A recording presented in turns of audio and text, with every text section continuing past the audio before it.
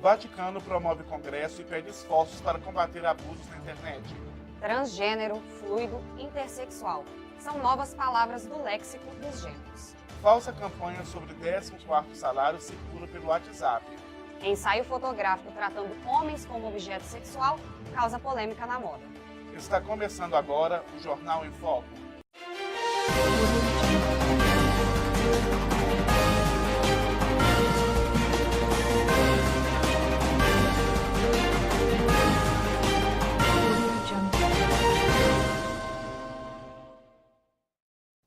Boa noite. Hoje é segunda-feira, 9 de outubro. Eu sou a Neste Castro. E eu sou o Michael Magalhães. Homem que se diz ter vindo de 2048 é preso causando alvoroço na cidade de Casper, no estado de Wyoming, nos Estados Unidos. Segundo as autoridades, ele tentava alertar a população sobre uma invasão alienígena que ocorreria em 2018. O viajante do tempo teria chegado em 2017 e, por acidente, só teria sido capaz de realizar a viagem porque os alienígenas encheram seu corpo com álcool.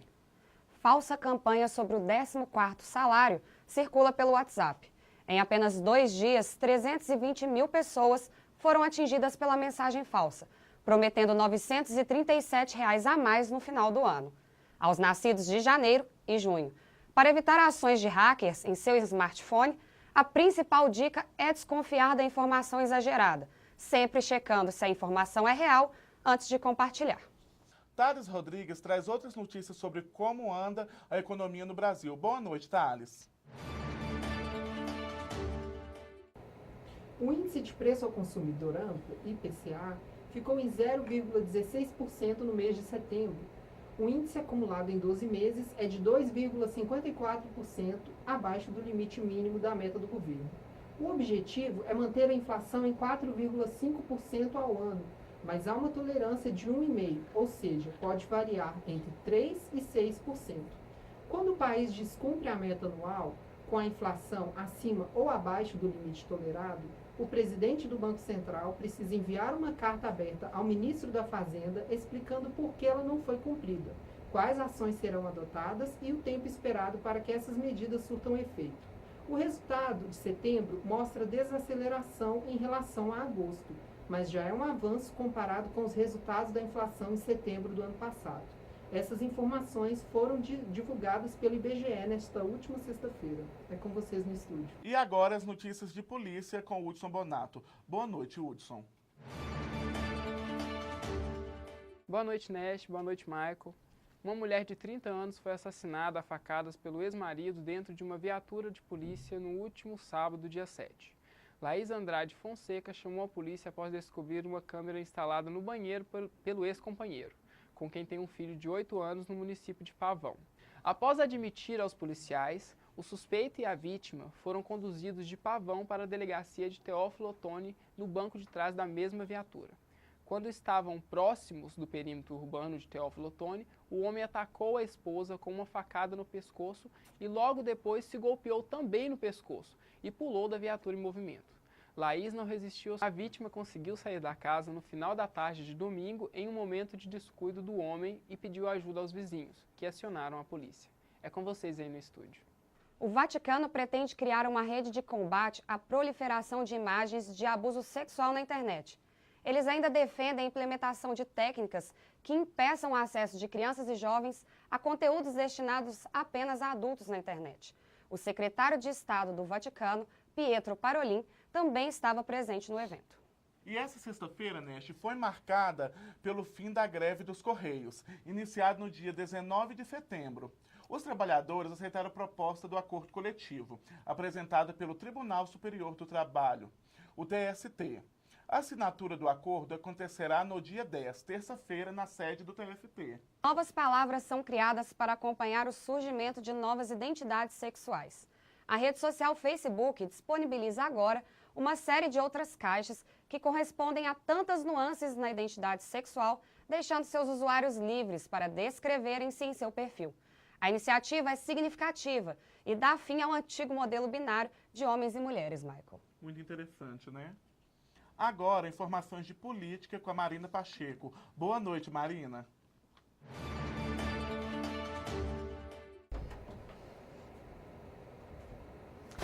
As atenções estão voltadas para a Câmara no início desta semana. Está prevista para terça-feira, dia 10, a apresentação do parecer do deputado Bonifácio de Andrada sobre a denúncia contra o presidente Michel Temer.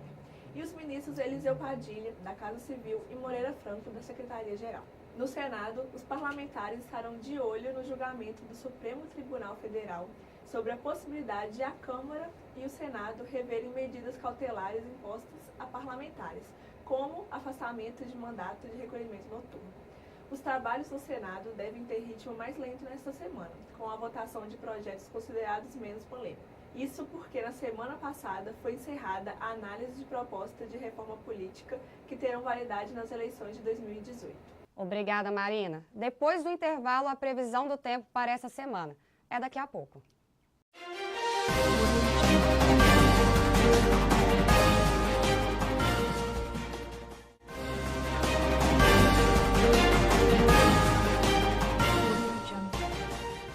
Após as polêmicas envolvendo exposições no Brasil, o Museu Francês quer incentivar a nudez como expressão artística. O Museu d'Orsay acaba de retornar uma campanha de 2015 que incentiva os pais a levarem os filhos ao museu. Foram colocadas frases em metrôs e pontos de ônibus de Paris, com a seguinte frase: levem seus filhos para ver gente nua. A diretoria do museu revela que a campanha foi muito bem sucedida pelo público, apreciada e reproduzida. Vamos para a previsão do tempo com Alberto. Boa noite, Alberto. Boa noite, Maico. Boa noite, Nesh. Com 18 dias da primavera, a estação das flores chegando com muito calor. A previsão do tempo para a semana é com muita quentura no estado de Minas Gerais e também em todo o país. Vamos falar na semana com o feriado prolongado de quinta a domingo. Quinta-feira aí, dia das crianças, dia de Nossa Senhora Aparecida e prolonga aí o dia do professor com muita quentura, não é isso? Ó, BH tem tempo firme, com sol também em todo o estado, hein? E com poucas nuvens. Temperaturas na casa de 34 graus. E em Belo Horizonte, nessa terça-feira, também tem sol com poucas nuvens e não chove, não cai nenhum pingo d'água. E a mínima de 17 e a máxima de 32 graus. A galera aí para curtir uma praia, curtir aí também uma cachoeira nesse feriado prolongado. Boa noite para vocês aí no estúdio. Obrigada, Alberto. O testamento de Martim Afonso e sua esposa Ana Pimentel está entre os 10 acervos que receberão da Unesco o título de Memória do Mundo. O documento foi doado para o FMG em 1971 e datado de 1533. O testamento é um dos poucos exemplares da coleção da Galeria Brasiliana, idealizado pelo jornalista Assis Chateaubriand, para inaugurar o Museu de Arte e História de Minas Gerais. E uma pesquisa com usuários de internet colocou o Facebook como a empresa de tecnologia menos confiável. De acordo com a publicação, apenas 21% dos usuários da rede social sentem confiança em entregar seus dados pessoais a ela. A pesquisa foi realizada com 1.600 pessoas. Uma campanha mundial quer acabar com os testes em animais para a fabricação de cosméticos. De acordo com a Cruelty Free International, cerca de 115 milhões de animais são usados para testes de cosméticos anualmente no mundo. E olha só, Michael, a campanha mundial Forever Against Animal Testing, lançada em junho deste ano, pretende levar uma petição à Organização das Nações Unidas, a ONU, pedindo a proibição desses tipos de teste até 2020. A petição pode ser acessada online e já alcançou 2 milhões de assinaturas nos primeiros 2 meses, mas o objetivo é reunir ao menos 8 milhões. Tomara que consiga, né? E agora vamos com as últimas notícias do trânsito com Leonardo Coelho. Boa noite, Leonardo. Olá, Nesh e Maico. Vamos com as notícias do trânsito de BH. Na região Centro-Sul, o fluxo é intenso na rua Rio Grande do Norte e na Avenida Getúlio Vargas. O tráfego movimentado nos 2 sentidos da Avenida Antônio Carlos, próximo à barragem da Pampulha. No anel rodoviário, a situação é complicada. O trânsito parado no viaduto São Francisco até a Praça São Vicente. Com esse tráfego lento de Belo Horizonte, tem que ter paciência, não é, Nesh? É com você aí no estúdio. Obrigada, Leonardo. Na Semana da Moda de Paris, a modelo London Myers gravou um vídeo denunciando uma atitude racista, Michael, nos bastidores do evento. No vídeo, ela aparece sentada nos bastidores do desfile, enquanto várias modelos brancas são preparadas por maquiadores. Myers alegou que nenhum profissional estava disposto a trabalhar no seu cabelo black e que isso é algo que sempre ocorre nos desfiles. É um absurdo, né? Nos dias de hoje ainda depararmos com situações de racismo. E agora, vamos saber o que está acontecendo no mundo com nosso correspondente Alan Miller. É com você, Miller. Obrigado, Maico. Milhares de pessoas foram às ruas de Barcelona, capital da Catalunha, no último domingo para manifestações contrárias à independência da Espanha. Os manifestantes foram convocados por associações contrárias da independência da Catalunha e se juntaram para agradecer à polícia e à Guarda Civil espanholas por defender a ordem constitucional, ao reagir contra outros manifestantes favoráveis à mudança no dia que o referendo de independência foi suspenso. Tais manifestações acontecem dias antes do líder da Catalunha, Carles Puigdemont, fazer uma possível declaração de independência unilateral. A polícia de Londres informou no último domingo que liberou o homem que conduzia o veículo que atropelou várias pessoas em frente ao Museu de História Natural, deixando 11 feridos. O motorista de 47 anos não foi identificado e o caso está sob investigação, afirmaram as autoridades. Obrigado, Alan. Ensaio fotográfico tratando homens como objeto sexual causa polêmica na moda, Michael. A campanha que mostra as mulheres dominando homens sem roupa no ambiente profissional foi feita pela Su Studio e criada para ressaltar o fato de que a marca é especializada em ternos, mas não veste homens. E no próximo bloco, vocês conferem as notícias locais e as novidades sobre tecnologia.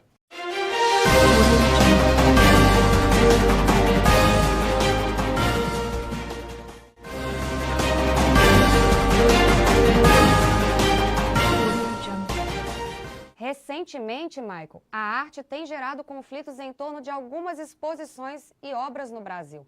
A religião é representada na arte de diversas formas há centenas de anos.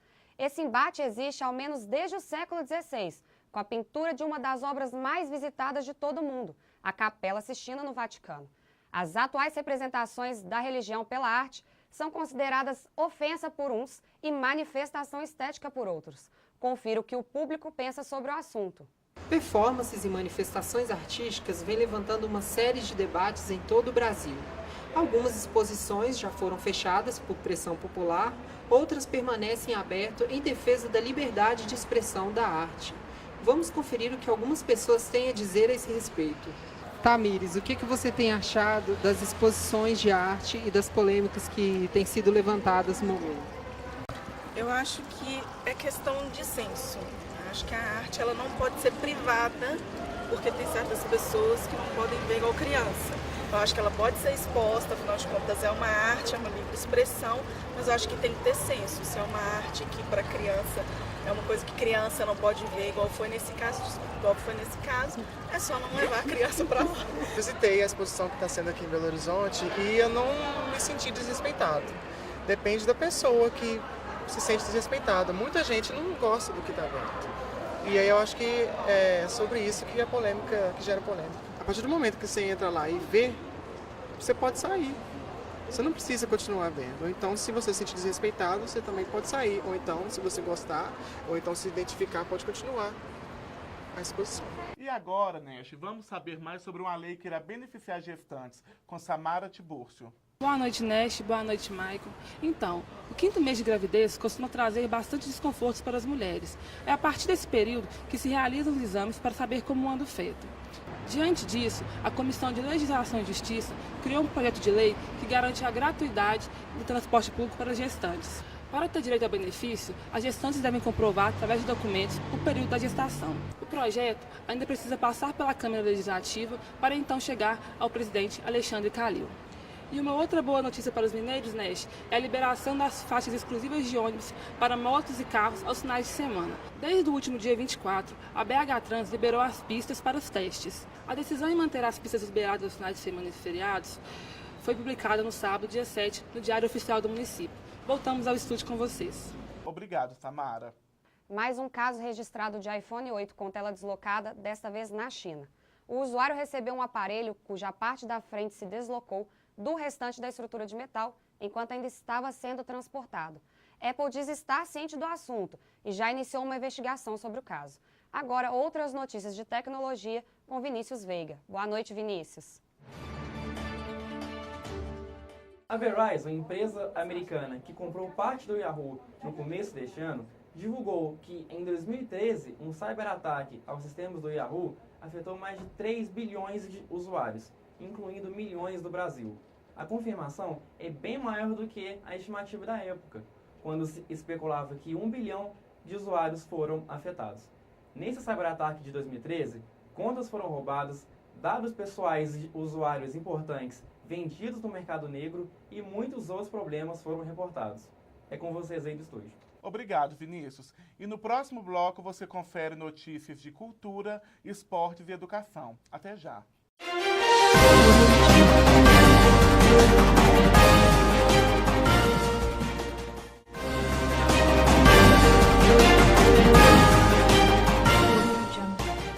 Peça com Jesus Trans estreia com muitos aplausos em BH, Nesh.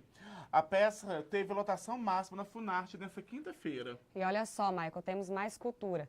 Do dia 15 a 22 de outubro, Belo Horizonte realizará o 9º Festival de Arte Negra. O FAM BH 2017, como é chamado o evento, reunirá várias ações artísticas e culturais de modo a destacar o empoderamento da mulher negra em várias partes do mundo.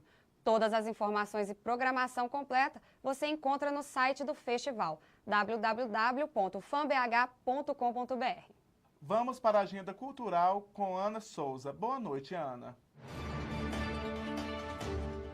Boa noite, Neste, Michael. Bom, a nossa agenda cultural dessa semana já começa com uma comemoração. É o aniversário do grupo de dança Primeiro Ato, que é uma companhia reconhecida internacionalmente e um importante nome das artes de Belo Horizonte. A apresentação ocorrerá nos dias 11, sábado, às 20 horas, e 12 de outubro, domingo, às 18 horas, no Sesc Palladium. Mais informações no site www.sescmg.com.br. Agora, o Dia das Crianças está chegando aí, né? E o que não vai faltar é programação para toda a criançada em BH. No dia 12, o Sesc Palladium também estará com programação voltada para o público infantil. Haverá um espaço preparado especialmente para a criançada ler, brincar e se divertir. O horário de funcionamento será das 10 da manhã às 4 da tarde. No Cine Brasil também terá apresentação para a criançada, que acontecerá às 16 horas. Dos dias 7 a 29 de outubro, haverá 3 espetáculos voltados para o público infantil no Teatro Estação Cultural do Shopping Estação: O Rei Leão, Os Saltimbancos e A Bela e a Fera. O que não falta é cultura pra gente em BH. Haverá teatro, música, oficinas, diversão e muito mais pra garotada. Veja o guia completo de todas as atrações no site www.guiabh.com.br. E eu deixo aí para toda a criançada um feliz Dia das Crianças e sem deixar de parabenizar também os professores aí no dia 15, tá? Boa noite para vocês. Obrigada, Ana. E mais uma informação complementar. Os Rolling Stones anunciaram nesta sexta-feira um novo disco, On Air. O disco sai no dia 1º de dezembro. O álbum já está disponível para pré-venda em vários formatos, incluindo uma edição limitada de luxo com vinil amarelo, CD e digital. Agora vamos falar sobre esporte, Nesh. O COI, Comitê Olímpico Internacional, suspende provisoriamente o Comitê Olímpico Brasileiro. O COI também suspendeu Carlos Arthur Nussmann de todas as suas funções e direitos de membro honorário e o excluiu da Comissão de Coordenação dos Jogos de Tóquio de 2020. O jogador espanhol Andrés Iniesta assinou contrato vitalício com o Barcelona. É a primeira vez, Michael, que esse tipo de acordo é firmado na história do clube catalão. Iniesta tem 33 anos, já conquistou 4 títulos da Liga dos Campeões e 8 do Campeonato Espanhol pelo Barça. E no próximo bloco, a gente vai falar sobre turismo e gastronomia. Até já!